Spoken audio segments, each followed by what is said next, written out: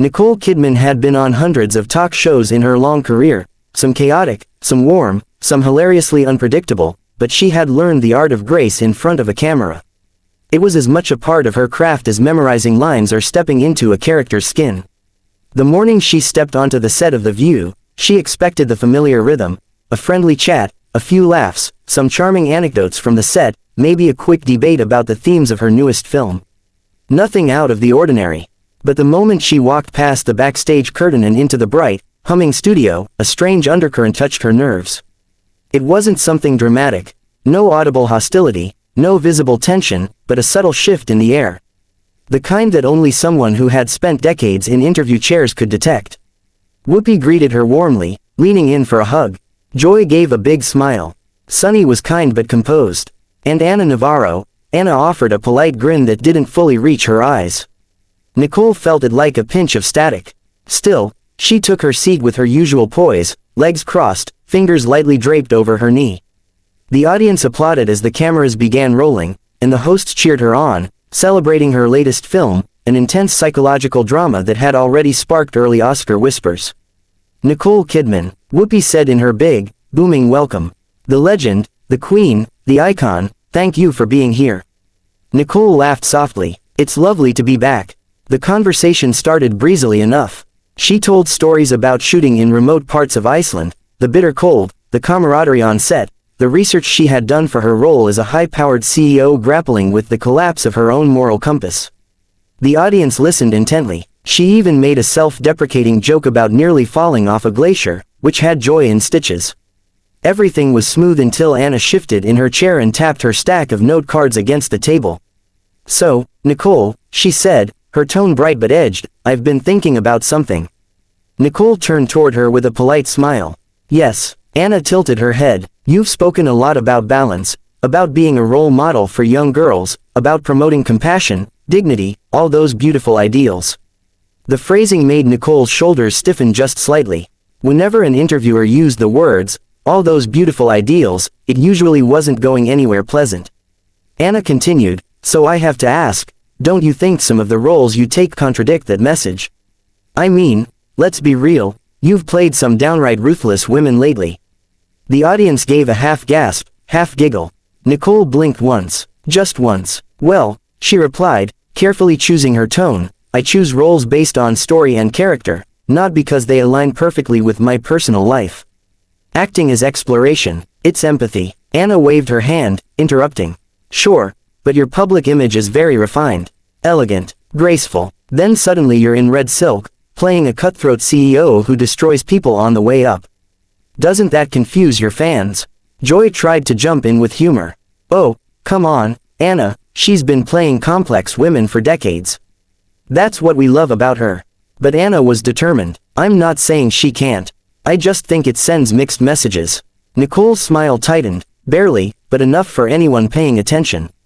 I think audiences understand the difference between a character and an actor, she said gently. My job is to tell stories. My values don't limit my choices, they expand them. Ana shrugged. So you don't feel responsible for the image you put out there?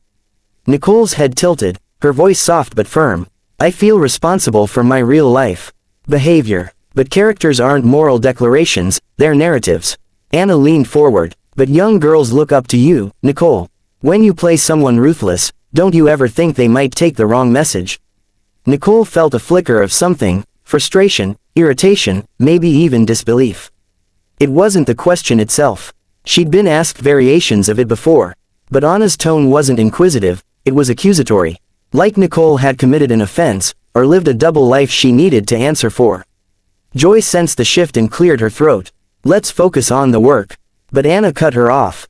No, really, Nicole, you brand yourself as an advocate for kindness, yet you're portraying characters who, frankly, aren't very kind. Nicole inhaled slowly, smoothing the fabric of her trousers with thumb and forefinger. Ana, I don't brand myself, she said, voice steady. I live my life with kindness because I believe in it. That doesn't mean I'm limited to playing only kind people. Ana raised her brows. You sound very defensive. Nicole's gaze sharpened, just a fraction, but enough to hush the entire room. And you sound very accusatory, she replied softly.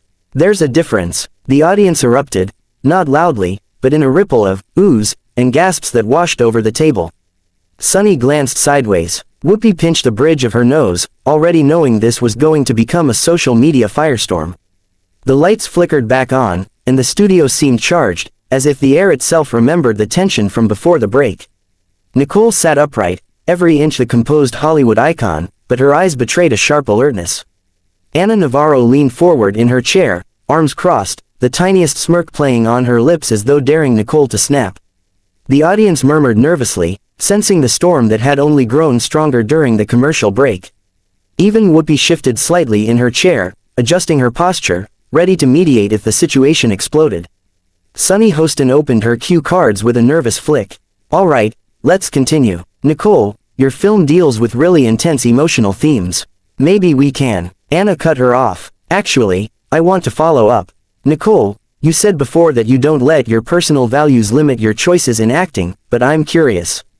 Don't you think that as a public figure, some responsibility comes with that? People look to you, and some may find it confusing if your roles don't align with the message you convey in real life." Nicole inhaled slowly, keeping her voice steady. "Ana, I've always believed that my job as an actor is to explore the human condition in all its facets. That includes darkness, complexity, and sometimes morally ambiguous choices. That is not a contradiction, that is storytelling." Ana leaned closer, her voice softening but still cutting. "Yes, but don't you think your influence matters? Young girls, young women, they watch your every move. They emulate your elegance, your choices. Don't you worry that playing a character who is ruthless or manipulative might send the wrong message?" Nicole's jaw clenched slightly, though her composure remained intact. The warmth of her earlier smiles had hardened into something more direct, more precise. "Ana, I am very aware of my influence. I am also aware that people can differentiate between fiction and reality. I do not have to shrink my work to make anyone comfortable. My responsibility is to act with integrity in my life and my work, not to limit the roles I take to avoid someone else's discomfort." The audience shifted in their seats, murmuring. Some whispered encouragement, some gasped, sensing that the polite conversation had escalated into something far more intense. Joy Behar leaned back slightly, clearly taken aback. Even Whoopi, usually unflappable, let out a subtle, incredulous sigh. Ana's eyes narrowed, leaning forward again. "Nicole, it's not about shrinking yourself.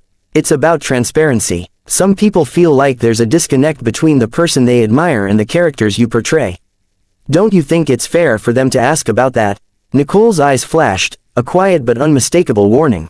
"There is a difference between inquiry and accusation, Ana. You are not asking, you are implying wrongdoing. You are policing my choices, implying hypocrisy where there is none. That is not fair. That is not curiosity. That is provocation." Ana's smirk faltered, replaced by a flicker of surprise. She had expected some retort, maybe a mild challenge, but not this controlled, razor-sharp precision. Nicole's calm intensity filled the room, and the audience sensed it immediately. There was no posturing, no theatrics, just clear, unwavering boundaries. "You're being very assertive," Ana said, her tone now defensive. "No," Nicole corrected, voice firm, eyes locking on Ana with the quiet fire that had made her one of the most respected actors in Hollywood. "I am being clear. Women are allowed to assert themselves, especially when someone is questioning their integrity. There is a world of difference between defensiveness and the assertion of boundaries. I am asserting mine." The murmurs in the audience grew louder, whispers of admiration. Even Sunny, usually ready to jump into any dispute, looked impressed, almost awestruck. Joy Behar tilted her head, silently conceding that the table had shifted, that Nicole had claimed control of the conversation without raising her voice. Ana adjusted in her chair, arms still crossed. "I think you might be overreacting. It's just a conversation." Nicole's eyes narrowed ever so slightly, and the calm in her voice deepened, edged with authority. "No, Ana, it is not just a conversation, when it repeatedly crosses into accusation. I came here to discuss my work, my film, the stories we tell. I did not come here to be judged for the roles I choose or to have my integrity questioned by implication. That is not a debate. That is harassment in disguise." The audience gasped softly, some clapping. The energy in the studio had shifted from casual entertainment to the intensity of a public confrontation, but one carried with sophistication and control. Nicole's posture remained impeccable, but the fire in her eyes was unmistakable. Ana attempted to regain footing. Nicole, I'm just doing my job. I'm asking questions the audience wants to hear. Nicole stood, slow, deliberate, her movements graceful yet commanding. Ana, your job does not include twisting statements or questioning my values to create drama. If your audience wants honesty, here it is. I choose my roles to challenge myself, to explore humanity, to create compelling stories. That is my responsibility. My responsibility does not include shrinking myself to satisfy someone else's comfort or expectation. The audience erupted, some standing, some clapping, some whispering excitedly. The applause was spontaneous, genuine. It was not just for the words, but for the clarity, courage, and authority with which Nicole expressed herself. Even Joy sat back, taken aback by the precision of her retort. Ana's eyes widened slightly, the smirk gone. She realized she had miscalculated. She had expected a polite, measured response, perhaps a few deflections, but Nicole had taken the conversation and turned it into a statement of power, elegance, and unflinching clarity. Nicole addressed the table one final time, voice calm but cutting. I respect this show. I respect my audience, but I will not sit through questions framed as judgment or moral policing. That is not entertainment. That is intrusion.